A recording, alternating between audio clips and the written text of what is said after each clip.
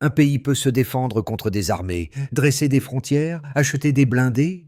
Comment se protège-t-il pourtant de la trahison qui voyage plus vite qu'une balle? Au Burkina Faso, la question hante le cœur du pouvoir depuis que le capitaine Ibrahim Traoré a confié sa survie à une garde sans emblème, choisie dans la boue des tranchées et formée au silence plus qu'au salut.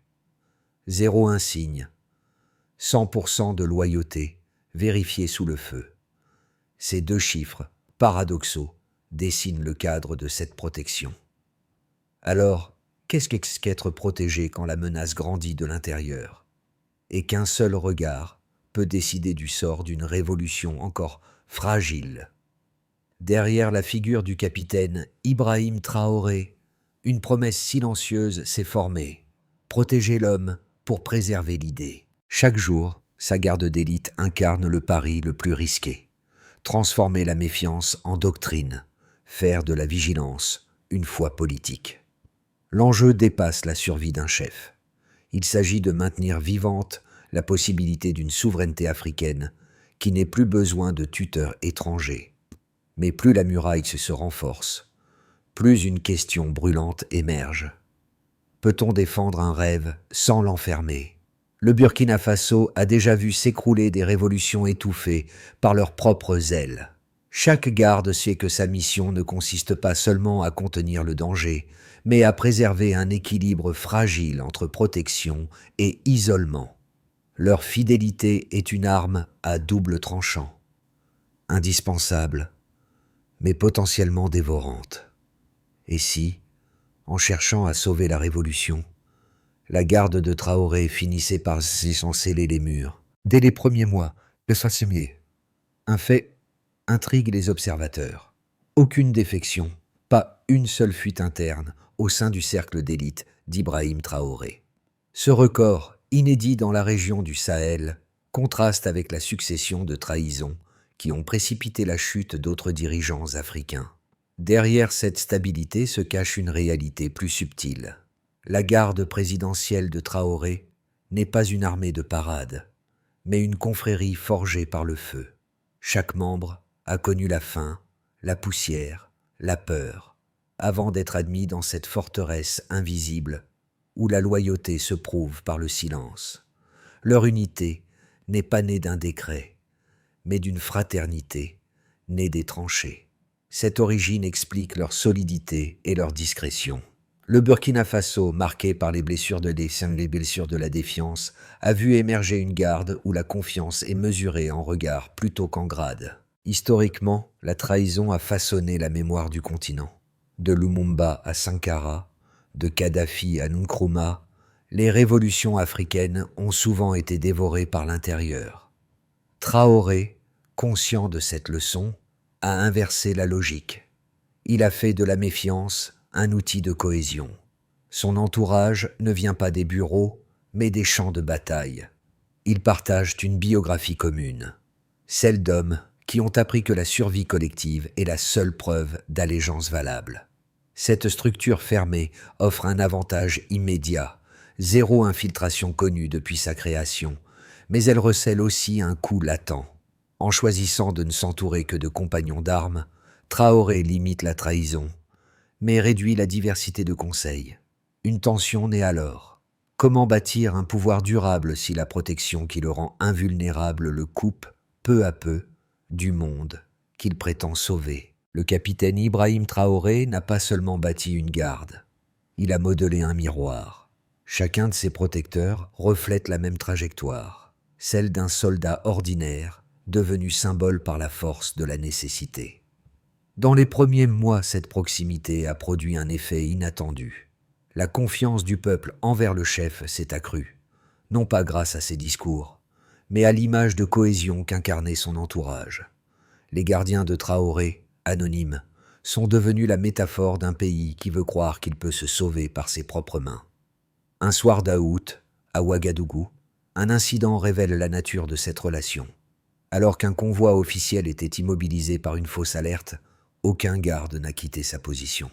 Ils ont attendu, immobiles, jusqu'à ce que la menace soit confirmée, montrant une discipline rare dans une région habituée à l'improvisation. Cette scène, rapportée par plusieurs témoins, a renforcé la légende d'une garde qui voit avant d'agir. Mais cette loyauté absolue n'est pas sans coût humain. L'un d'eux, ancien combattant du Nord, confia sous anonymat. Ici, la peur est un outil, pas un ennemi. Oh si. Ces mots condensent sens la philosophie du cercle. La vigilance comme vertu et comme fardeau. Dans ce monde clos, la méfiance devient réflexe vital, et la confiance, un luxe dangereux. Ainsi, l'impact de cette garde dépasse le champ militaire. Elle façonne un nouvel imaginaire du pouvoir, où le silence vaut serment. Tout commence à l'aube d'octobre 2022, lorsque le Burkina Faso bascule une nouvelle fois. Les rues de Ouagadougou bruissent de rumeurs, les casernes murmurent le nom d'un capitaine inconnu du grand public. Ibrahim Traoré, en moins de 24 heures. L'URSS, le régime en place, s'effondre. Mais contrairement à d'autres putschs de la région, celui-ci s'accompagne d'un mot d'ordre singulier. Discipline. Les soldats qui suivent Traoré n'entrent pas dans la capitale pour piller, mais pour verrouiller. La première décision du jeune capitaine est claire. Rétablir la chaîne de confiance avant toute conquête politique. À ce moment précis, l'embryon de la garde actuelle prend forme. Autour de lui, il choisit une dizaine d'hommes issus des fronts du Nord, tous marqués par la guerre contre les groupes armés. Ils partagent le même code tacite. Pas d'uniforme, pas d'insigne, mais une loyauté prouvée sous le feu. Cette microstructure se transforme rapidement en un organe d'élite, la garde rapprochée. Elle fonctionne sans hiérarchie formelle, mais selon une logique tributaire de la confiance absolue. 3 mois plus tard, un événement marque un tournant. Une tentative d'infiltration, orchestrée depuis l'extérieur du pays, échoue à quelques mètres du palais présidentiel. L'alerte, interceptée par la garde, reste confidentielle, mais elle modifie tout. Dès lors, chaque déplacement, chaque apparition publique de Traoré devient un exercice codé. Itinéraires multiples, vérification des angles morts, communication fragmentée. La paranoïa devient protocole, la vigilance une liturgie.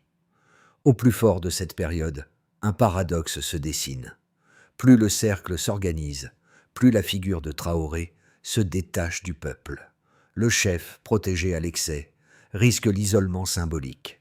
Pour y remédier, il multiplie les visites impromptues sur le terrain, marchés, camps, écoles.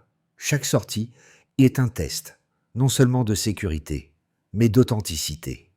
Ce contact direct restaure, un temps, le lien rompu, mais les tensions persistent. Des puissances étrangères, inquiètes de sa posture souverainiste, cherchent à tester la solidité du système. Rumeurs d'espionnage, tentatives de sabotage logistique, fuite d'informations. La garde doit s'adapter, anticiper, absorber. Leur méthode évolue vers une hybridation, mi-renseignement, mi-rituel. Ils étudient les regards, les silences, les micro-mouvements. Chaque mission devient une chorégraphie invisible, où l'erreur d'un seul peut tout compromettre. Puis vient une résonance plus large. Ce modèle inspire. Dans les mois suivants, plusieurs pays voisins commencent à former des unités autonomes de protection rapprochées. Le phénomène dépasse la personne de Traoré et devient symbole d'un réveil continental. Celui d'une Afrique décidée à protéger ses dirigeants contre les tutelles déguisées. Mais une question demeure.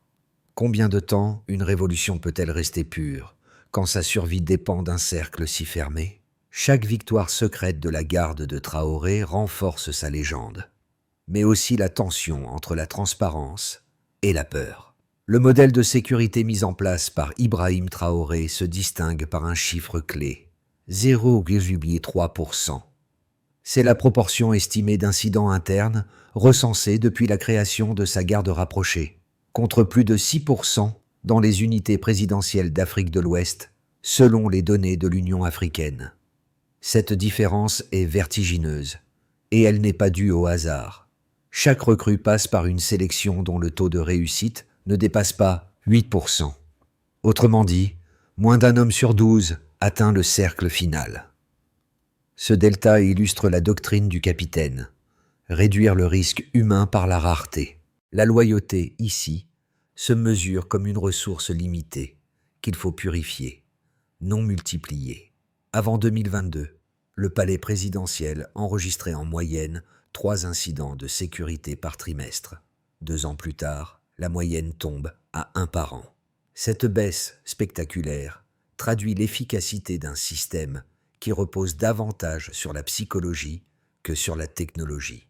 Chaque protocole de la garde intègre des paramètres mesurés. Temps de réaction à une alerte, 3,4 secondes. Taux de simulation d'attaque réussi lors des exercices, inférieur à 2%. Rotation des équipes, toutes les 416 heures pour éviter la fatigue mentale. Ces chiffres, bien que jamais publiés officiellement, sont confirmés par plusieurs sources proches du commandement. Cependant, ces données quantitatives ne racontent qu'une partie de l'histoire. Elles cachent une tension sous-jacente.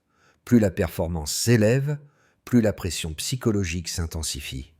Les gardiens vivent dans un état de vigilance permanente, proche de la saturation. La moindre défaillance devient faute morale.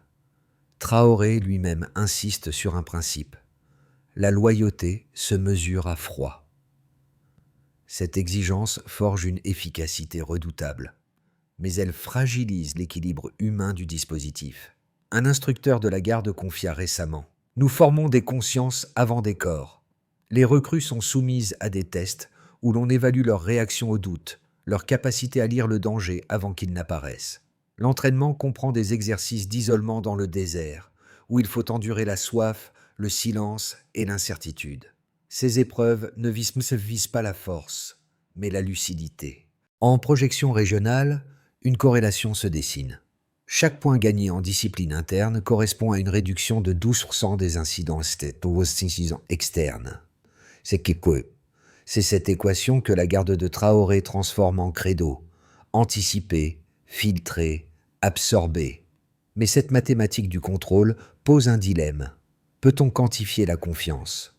Quand la fidélité devient variable statistique, elle cesse d'être sentiment et devient instrument de pouvoir. Ces chiffres impressionnent les analystes, mais ils nourrissent aussi une inquiétude.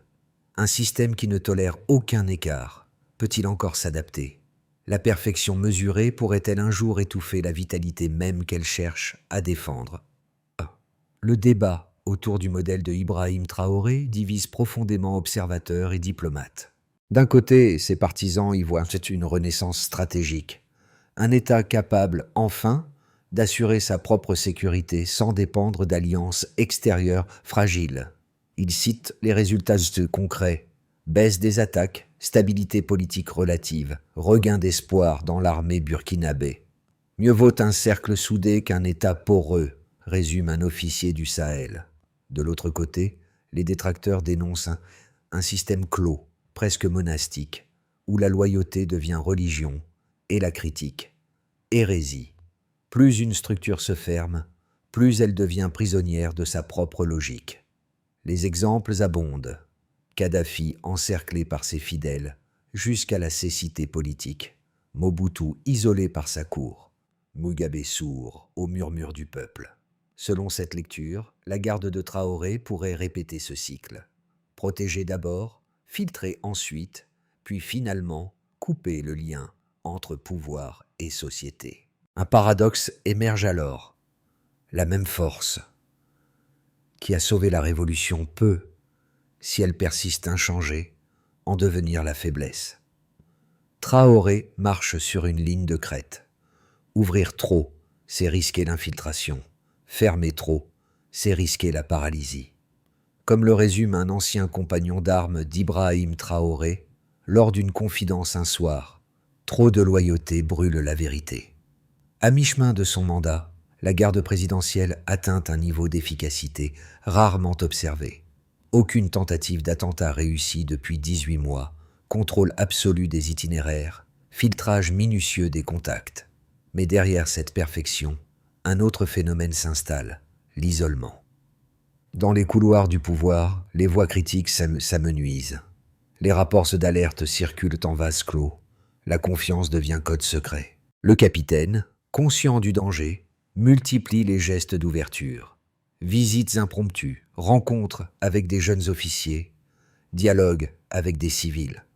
Pourtant, le cercle se referme instinctivement, comme un réflexe de survie. Cette tension silencieuse marque un tournant dans le système Traoré.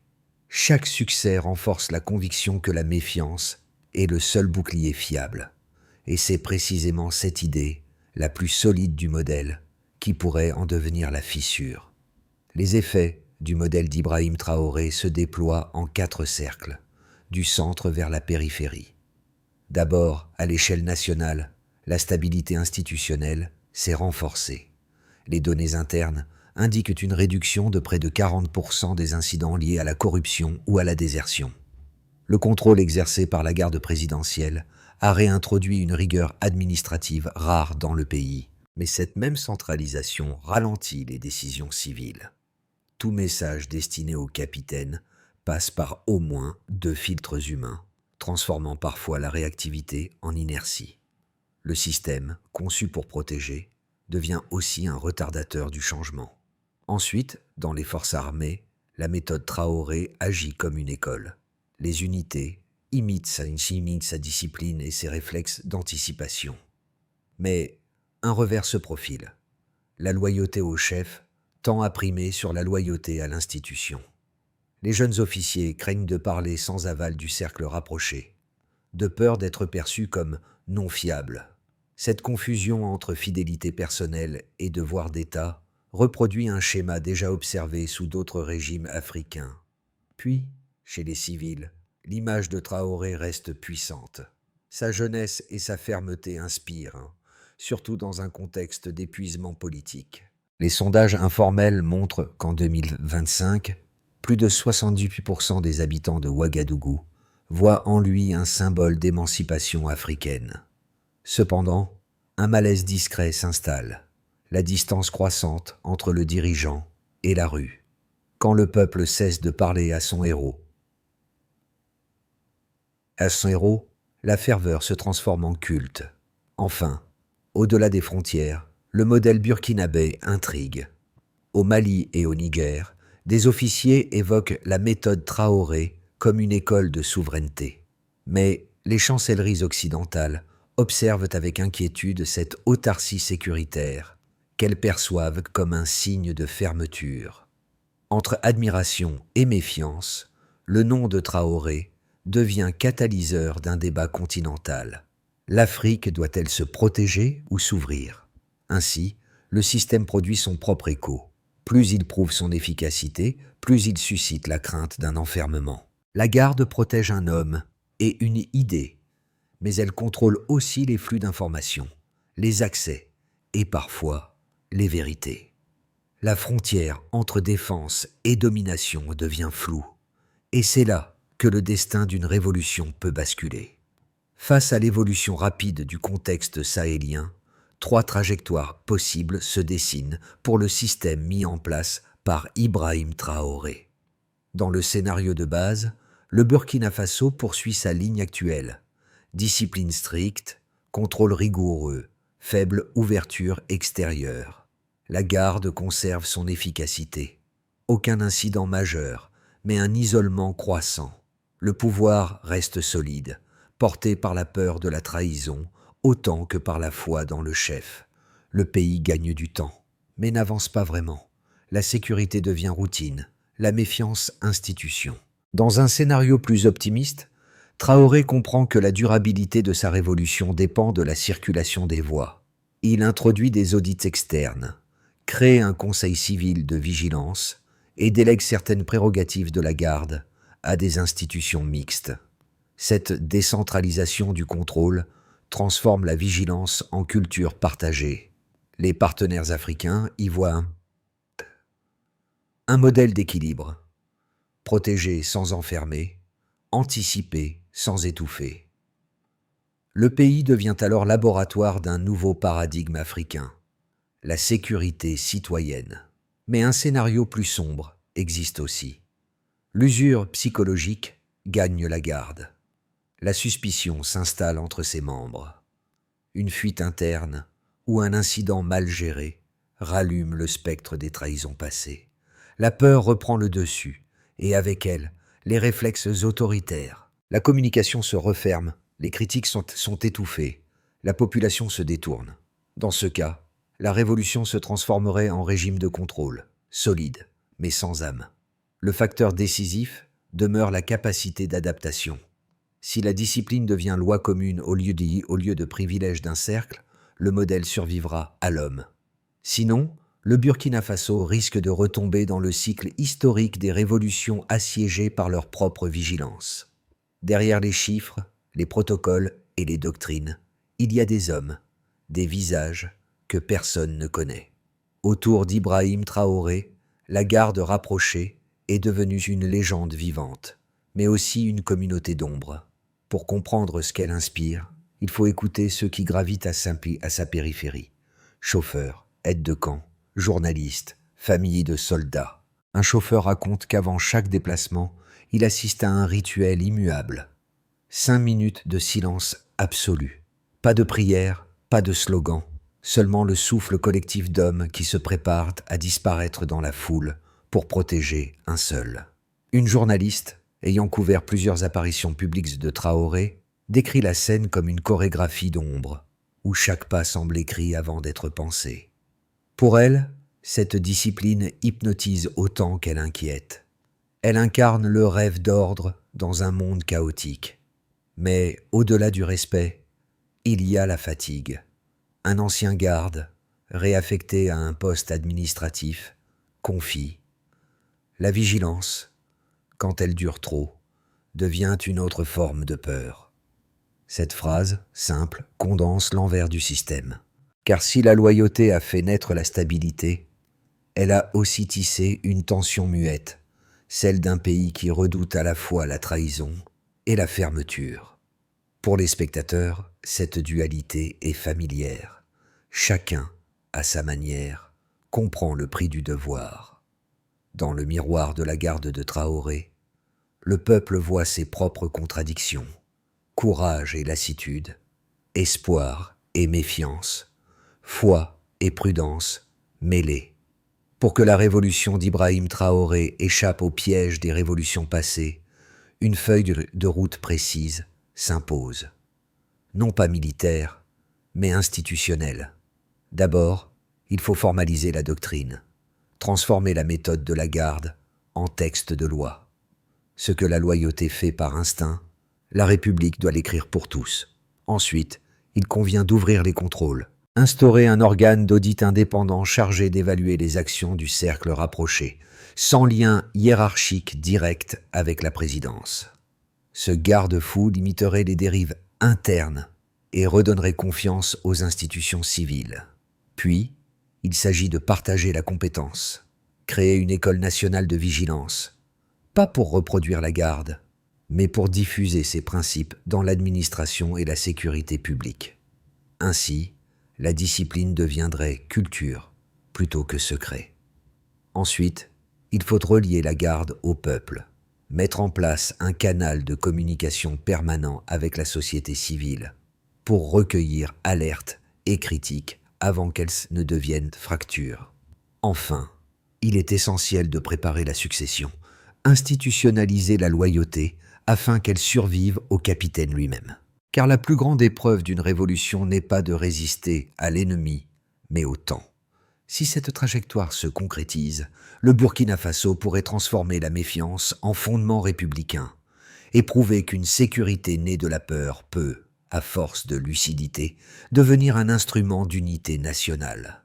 Dans le silence de la nuit, la figure d'un garde se détache, celle du premier compagnon qui, jadis, avait juré fidélité à Ibrahim Traoré au milieu du désert. Ce visage oublié revient comme un écho du commencement, un homme sans nom, mais dont la loyauté a donné naissance à une légende. Aujourd'hui encore, c'est cette mémoire qui maintient le cercle soudé. Chaque mission, Chaque veille silencieuse est un rappel. La révolution ne vit que si elle reste partagée. Pourtant, le feu de la vigilance brûle lentement ceux qui le portent. Beaucoup savent que leur dévotion n'aura ni statut ni médaille, mais ils persistent, convaincus que la fidélité invisible est la plus pure des gloires. L'un d'eux, interrogé à voix basse, a murmuré « Nous sommes les gardiens de ce que les autres ne voient nous pas plus. » Chaud. Oh, cette phrase résume l'âme du mouvement, une fidélité sans témoin, une foi sans récompense. Quand la nuit tombe sur Ouagadougou, il ne reste que des ombres debout autour d'un rêve. Et ce rêve, fragile mais obstiné, continue de brûler au centre du pouvoir, comme un feu qu'aucun vent ne peut éteindre. L'histoire d'Ibrahim Traoré et de sa garde n'est pas seulement celle d'un pouvoir défendu, mais d'une frontière à redéfinir. Entre protection et enfermement, le fil est si mince qu'il devient question pour tout un peuple. Car ce que le Burkina Faso affronte aujourd'hui dépasse la sécurité. C'est une épreuve de maturité politique. Si la révolution veut durer, elle devra apprendre à respirer hors des murs. L'ouverture n'est pas faiblesse, c'est l'autre nom de la confiance. Et la confiance, dans un pays forgé par la méfiance, devient l'acte le plus courageux. À ceux qui écoutent ou observent cette expérience, une question demeure. Comment protéger sans dominer, surveiller sans craindre, diriger sans se couper? C'est peut-être là que se joue l'avenir du Burkina Faso. Et au-delà, celui d'une Afrique qui veut se gouverner elle-même. Parce qu'au bout du compte, toute garde n'est qu'un reflet du peuple qu'elle protège. Et si ce peuple garde à son tour la révolution vivante, alors aucun mur, aussi solide soit-il, ne sera jamais une prison.